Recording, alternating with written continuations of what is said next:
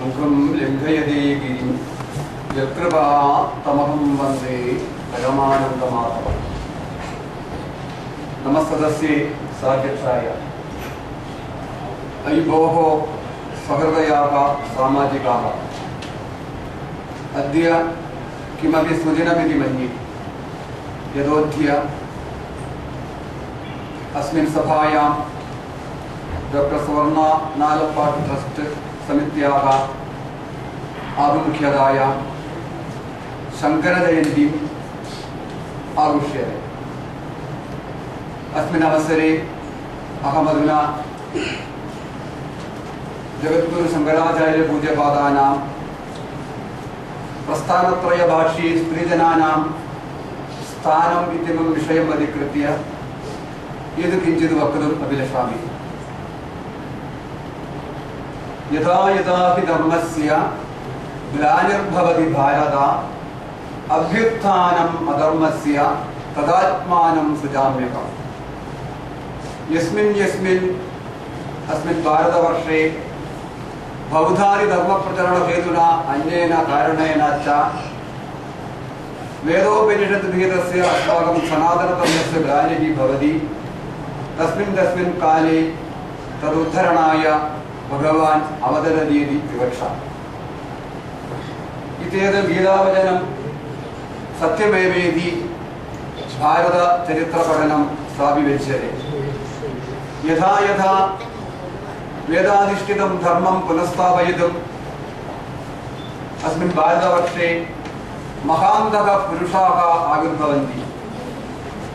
तादृशेषु महापुरुषेषु अग्रेसराणाम् अग्रेसरः तत्र भगवान् आदिशङ्करः. सः कालडी नाम ग्रामे भूजातः. श्रीशङ्करः साक्षात् श्रीपरमेश्वरस्य अवतारमिति विश्वस्यते. शङ्कर तथा च उक्तं शङ्करः साक्षात् इति. अत्यल्पेनापि कालेन सः सर्वान् वेदान् शास्त्राणि च अध्यधीत्य अम्बायाः अनुवादेन अष्टमे वयसि सन्न्यस्तः अभूत्. तथा च उक्तम्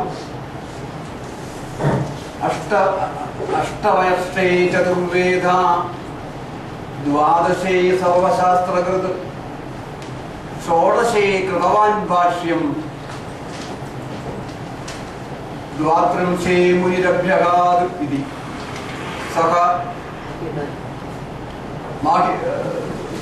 इन्द्रियासानौ कस्यांचित् गुहायां तपश्चर्यां वर्तमानं गोविन्दाचार्यं समेत्य तम् आत्मगुरुं स्वीकृत्य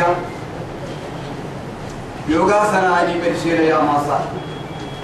तदनन्तरं सः आदिशङ्करः दिग्विजयाय गुरोः अनुवादेन प्रययौ.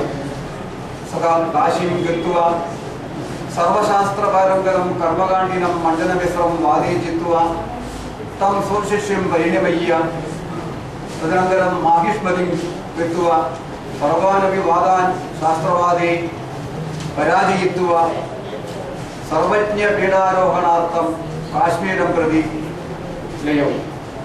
तत्र सर्वसम्मतेन सर्वज्ञपीडारोहणं सः अकरोत्. सर्वज्ञपीडानन्तरं सः आचार्यशङ्करः उपनिषद्गीता ब्रह्मसूत्रादि ग्रन्थानां भाष्यनिर्माणे व्यक्तश्रद्धाः. शङ्करेण रचितानि ग्रन्थानि एते महाग्रन्थानि भाष्याणि अतीव गम्भीराणि नितरां रमणीयानि च भवन्ति. अद्वैतवेदान्तस्य प्रमाणीभूता महाग्रन्थाः एते ग्रन्थाः. मम भाषणस्य प्रारम्भमेव गैरवाण्यम्. अहं केरळभाषायां किञ्चित् वक्तुम् अभिलषामि. ഇവിടെ സുവർണ നാലപ്പാട്ട് ട്രസ്റ്റിന്റെ ആഭിമുഖ്യത്തിൽ നടക്കുന്ന ശങ്കരജയന്തി ആഘോഷം പുസ്തക പ്രകാശനം അതിനുശേഷം നമ്മൾ ഈ ശങ്കര പ്രസ്ഥാനത്രയ ഭാഷത്തെക്കുറിച്ചുള്ള സ്ത്രീജനങ്ങളുടെ പങ്കിനെ കുറിച്ചാണ് ഇപ്പോൾ നമ്മളിവിടെ ചർച്ച ചെയ്തുകൊണ്ടിരിക്കുന്നത്. പ്രസ്ഥാനത്രയം, ഭഗവത്ഗീത, അതേപോലെ യശോപനിഷത്തുക്കള്, ബ്രഹ്മസൂത്രം, ഈ 3 ഗ്രന്ഥത്രയത്തെയാണ് പ്രസ്ഥാനത്രയം എന്ന് പറയുന്നത്. വേദാന്ത ശാസ്ത്രമാണ്. ഈ പ്രസ്ഥാനത്രയത്തെ പഠിച്ചവരെയാണ്, വേദാന്ത ശാസ്ത്രം പഠിച്ചവരെ വേദാന്തികള് എന്ന് പറയുന്നത്. ശങ്കരാചാര്യസ്വാമികളാണ് ഈ പ്രസ്ഥാനത്രയം. ഇപ്പൊ ശങ്കരാചാര്യസ്വാമികൾക്ക് മുമ്പും ഉള്ളതാണല്ലോ ഭഗവത്ഗീത, അതേപോലെ തന്നെ ഈ ബ്രഹ്മസൂത്രങ്ങള്, അതേപോലെ ഉപനിഷത്തുകള്.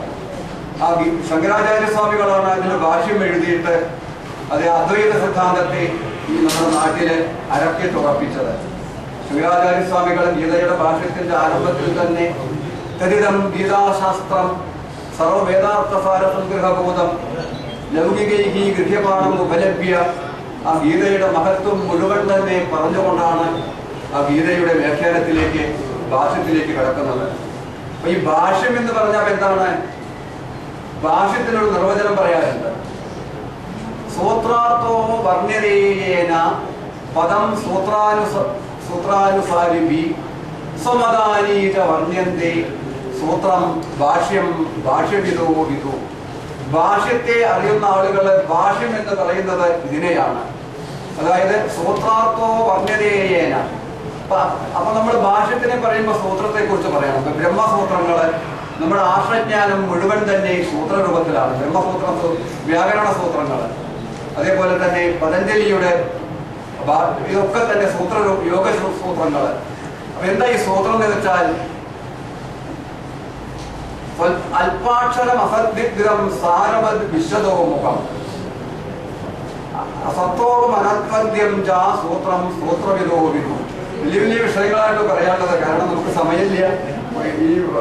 ഇനി അനവധി വലിയ വലിയ പ്രസംഗങ്ങളൊക്കെ ഇവിടെ രാധാകൃഷ്ണമാരുടെ, ഡോക്ടർ ലക്ഷ്മികുമാരുടെ അവരൊക്കെ പ്രസംഗങ്ങൾ ഇനി വരാതിരിക്കുന്നേ ഉള്ളൂ. ഞാൻ ചുരുക്കി പറയാണ്. അപ്പൊ ഈ നമ്മൾ പറയാനുള്ള കാര്യങ്ങൾ വളരെ ചുരുക്കി, അല്പാക്ഷരം, വളരെ അല്പമായിട്ട്, ആ പറയുന്നതിൽ യാതൊരു സംശയവും പാടില്ല. അങ്ങനെയൊക്കെയുള്ള കാര്യത്തിനാണ് സൂത്രം എന്ന് പറയുക. അപ്പൊ ആ സൂത്രത്തിന്റെ ഭാഷ്യം എഴുതാന്ന് വെച്ചാലോ, അതാണ് ഈ സൂത്രാർത്ഥോ വർണ്ണനീയേന പദം സൂത്രാനുസാരിപ്പി. ആ സൂത്രത്തിന്റെ അർത്ഥം സൂത്രത്തിനനുസരിച്ച് എഴുതുക. പിന്നെ സ്വമതാനീത വർണ്യന്തേ, കൂട്ടത്തിൽ കൂടെ സ്വന്തം അഭിപ്രായങ്ങളും അതിന്റെ ഖണ്ഡനങ്ങളും മണ്ഡലങ്ങളും ഒക്കെ പറഞ്ഞ് സ്വന്തം അഭിപ്രായങ്ങളും സ്ഥാപിക്കുക. അപ്പൊ അങ്ങനെയൊക്കെ ഉള്ളതിനെയാണ് ഭാഷ്യം എന്ന് പറയുക. അപ്പൊ ശങ്കരാചാര്യസ്വാമികൾ ഈ ഭാഷ്യത്തിലൂടെ ഇവിടെ അദ്വൈത സിദ്ധാന്തം എന്താ അദ്ദേഹം പറയുന്നത്? ഇതം ഗീതാശാസ്ത്രം സമസ്ത വേദാർത്ഥ സാരസംഗ്രഹബോധം. ഈ ഗീത എന്നുള്ളത് സമസ്ത വേദത്തിന്റെയും സാരഭൂതമായിട്ടുള്ളതാണ്. ഇത് ലൗകിക ഇന്ന് നമ്മള് ഇപ്പൊ ഗീത സാധാരണക്കാരായിട്ടുള്ള ആളുകൾ അതിന്റെ ഗൗരവമായിട്ടുള്ള അർത്ഥം മനസ്സിലാക്കാതെ എടുത്ത് അമ്മാനമാടുന്നവർക്കൊരു താക്കീത് കൂടി നൽകിക്കൊണ്ടാണ് ശങ്കരാചാര്യസ്വാമികള് അതിനർത്ഥം പ്രാരംഭത്തിൽ തന്നെ പറയുന്നത്. അപ്പൊ അങ്ങനെയൊക്കെയുള്ള ആ ഗീത, അതേപോലെ തന്നെ ബ്രഹ്മസൂത്രങ്ങളെ അനുശ്വരമാക്കിയിട്ടുള്ളത്, വേദവ്യാസ മഹർഷിയുടെ ബ്രഹ്മസൂത്രങ്ങളെ അനുശ്വരമാക്കിയിട്ടുള്ളത് ശങ്കരാചാര്യസ്വാമികളുടെ ഈ ഭാഷ്യമാണ്. അതേപോലെ തന്നെ ശ്രീശങ്കരന്റെ വിജയകാഹളം മുഴുവൻ തന്നെ മുഴങ്ങുന്നത് ഈ ഉപനിഷത്തിന്റെ വ്യാഖ്യാനത്തിലാണ്. അപ്പൊ അങ്ങനെയൊക്കെയുള്ള ആ ശങ്കര ഭാഷ്യത്തെയാണ്, അതിനെയാണ് പ്രസ്ഥാനത്രയം എന്ന് പറയുക. ആ പ്രസ്ഥാനത്രയത്തെയാണ് സുവർണ നാലപ്പാട്ട് നമുക്ക് മലയാള ഭാഷയിൽ നമുക്ക് കാഴ്ചവെച്ച് തന്നിട്ടുള്ളത്. അപ്പൊ അവരുടെ ആ സേവനത്തെ എത്ര പറഞ്ഞാലും മതിയാവില്ല. കാരണം എന്നെ സംബന്ധിച്ചിടത്തോളം, അവരെ സംബന്ധിച്ച് പറയുകയാണെങ്കിൽ, എനിക്ക് ഒരു 10-25 കൊല്ലങ്ങൾക്ക് മുമ്പോളം അവരെ നേരിട്ട് കണ്ടിട്ടുണ്ടായിരുന്നില്ലെങ്കിലും ഭക്തപ്രിയ മാസികയിൽ കൂടെ ഒക്കെ എനിക്ക് അവരെ പരിചയമാണ്. കാരണം ഗുരുവായൂർ ദേവസ്വത്തിലെ ഭക്തപ്രിയ മാസികയുടെ കാര്യങ്ങൾ ചുമതല 24 വർഷത്തോളം വഹിച്ചിരുന്നത് ഗുരുവായൂർ എനിക്ക് അതിനുള്ള ഭാഗ്യം സിദ്ധിച്ചിട്ടുണ്ട്. അപ്പൊ ആരും മാസികയിലേക്ക് അയച്ച ലേഖനങ്ങളും മറ്റും കാര്യങ്ങളും വരെ എൻ്റെ കയ്യിൽ കൂടെയാണ്. അപ്പൊ അവരുടെ ലേഖനം കാണും. അന്ന് വലിയ അപരാധിക സമിതി ഇത്രയുടെ ജഡ്ജ് ശ്രീധരഭാരര്, K P Narayana Pisharody, Mridananda Swami, P C വാസുദേവനുള്ളത്, ഇങ്ങനെയൊക്കെയുള്ള മഹാത്മാക്കളാണ്. അപ്പൊ അവര് പറയും ഇവരുടെ ലേഖനം എന്ന് പറഞ്ഞാൽ എന്താ പറയും, അത് അത്ര ശ്രദ്ധിച്ച് നോക്കേണ്ട ആവശ്യമൊന്നുമില്ല, നമുക്ക് പ്രസിദ്ധീകരിക്കുക. അതിൽ വല്ല അക്ഷരത്തെറ്റും ഉണ്ടോ നോക്കിയാൽ മതി എന്നാണ് പറയാറുള്ളത്. പിന്നെ ഇതിന് അതിനുശേഷം പിന്നീട് പല സാംസ്കാരിക പരിപാടികളിലും അവരുടെ സാന്നിധ്യം അവരെ വിളിച്ചു കൊണ്ടുവന്നിട്ട് ഞങ്ങൾ പ്രസംഗിപ്പിക്കാറുണ്ട്. ഉണ്ടായിട്ടുണ്ട് നാരായണീയ ദിനം, അതുപോലെ തന്നെ കൃഷ്ണഗീതി ദിനം മുതലായതിലൊക്കെ അവരെ അടുത്തറിയാനും അവരുടെ കൃതികളൊക്കെ വായിക്കാനും എനിക്കിതിനു മുമ്പ് അവസരം ലഭിച്ചിട്ടുണ്ട്.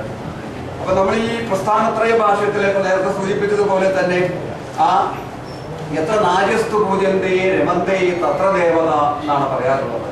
എവിടെ സ്ത്രീകൾ ആദരിക്കപ്പെടുന്നുവോ അവിടെ ദേവതകൾ പ്രസാദിക്കുന്നു. ആർഷ വചനമാണിത്. അപ്പൊ അങ്ങനെയൊക്കെയുള്ള നമ്മുടെ ഈ നാട്ടില് പുരാതന കാലം മുതൽക്ക് തന്നെ, അതിപ്രാചീന കാലം മുതൽ, വേദകാലം മുതൽക്ക് തന്നെ നമ്മൾ സാധാരണ പറയാറുണ്ട് സ്ത്രീകൾക്ക് വേദത്തിന്റെ അധികാരമില്ല, സഹസ്രനാമം ജപിക്കാനും കൂടി അധികാരമില്ല എന്നൊക്കെ പറയാറുണ്ട്.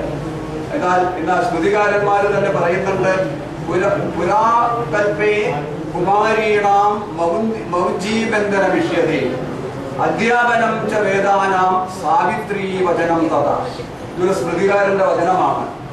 പണ്ട് കാലം മുതൽക്ക് തന്നെ വേദം പഠിക്കാനും അതേപോലെ തന്നെ പഠിപ്പിക്കുവാനും സ്ത്രീകൾക്ക് അധികാരമുണ്ടായിരുന്നു. ഈ ഉപനയനം മുതലായിട്ടുള്ള സംസ്കാര വിശേഷങ്ങളൊക്കെ സ്ത്രീകൾക്കും ഉണ്ടായിരുന്നു എന്ന് നമുക്ക് ആ കാലം മുതൽക്ക് തന്നെയുള്ള ആ ശാസ്ത്രങ്ങൾ പരിശോധിച്ച് നോക്കുമ്പോൾ നമുക്ക് കാണാൻ സാധിക്കുന്നുണ്ട്.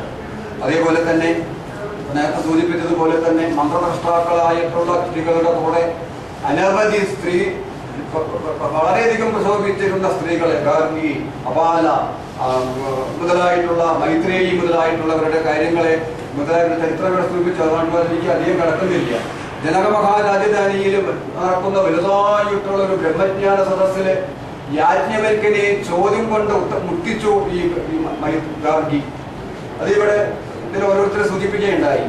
ഇപ്പൊ നമ്മളിന്ന് പരിഷ്കൃത സമൂഹം സ്ത്രീ പ്രജകൾ സ്ത്രീ സന്താനം ഉണ്ടാവുക എന്നതിനൊരു വിരോധമായിട്ടാണല്ലോ കരുതുന്നത്. എന്നാൽ നമ്മുടെ ശാസ്ത്രങ്ങളില് ബൃഹദാരണ്യകോപനിഷത്തില് സ്ത്രീ നല്ല വിദുഷികളായിട്ടുള്ള സ്ത്രീ സന്താനം ഉണ്ടാവണമെന്ന് ആഗ്രഹിച്ചു നടന്നതായും അതിനു വേണ്ടിയിട്ട് പ്രത്യേകം ആഹാരക്രമവും ഒക്കെ വിധിച്ചിരുന്നതായിട്ടും നമ്മുടെ പുരാണങ്ങളിലും ശാസ്ത്രങ്ങളിലും നമുക്ക് കാണാൻ സാധിക്കുന്നുണ്ട്. അതേപോലെ തന്നെ നമ്മുടെ ഓരോ പുരാതന വനിതകളെ കുറിച്ച് എടുത്തു പറയുമ്പോൾ ദമയന്തി, ഞാൻ ഓരോരുത്തരും ചരിത്രം പറയുന്നുണ്ട്, ശീലാവതി, സാവിത്രി, രാമായണത്തിലെ സീത, ആ ശോക സാമ്രാജ്യത്തിലെ രാജ്ഞിയായിട്ട് എഴുതുന്ന സീതയുടെ ചരിത്രമൊക്കെ നോക്കും, നമുക്കൊക്കെ അഭിമാനിക്കാവുന്നതാണ്. അപ്പൊ ഇങ്ങനെയൊക്കെയുള്ള ഉണ്ടെങ്കിൽ ശരി, ഇപ്പൊ അടുത്ത കാലത്ത് ഇതേപോലെ ഉള്ള പ്രസ്ഥാനത്രയ അല്ലെങ്കിൽ ഗ്രന്ഥരചനയിലൊന്നും സ്ത്രീകളുടെ സാന്നിധ്യം നമ്മൾ കാണാനില്ല. നമ്മൾ കേരളത്തിന്റെ ചരിത്രം പരിശോധിച്ച് നോക്കുമ്പോൾ ഈ സംസ്കൃതം പഠിക്കുമ്പോൾ ആദ്യം രൂപം, ക്രിയ, ബാലപ്രബോധനം അതൊക്കെ കഴിഞ്ഞ് കേരളീയ സമ്പ്രദായ പ്രകാരം പഠിക്കുക ശ്രീരാമോദന്തം എന്ന കാവ്യമാണ്. ആ ശ്രീരാമോദന്തം എന്ന കാവ്യം എഴുതിയിട്ടുള്ളത് അത് ആരാണെന്ന് ഇപ്പോഴും വിവാദമാണ്. ഒരു സ്ത്രീയാണ് എന്നാണ് പറഞ്ഞുകൊണ്ടുവരുന്നത്.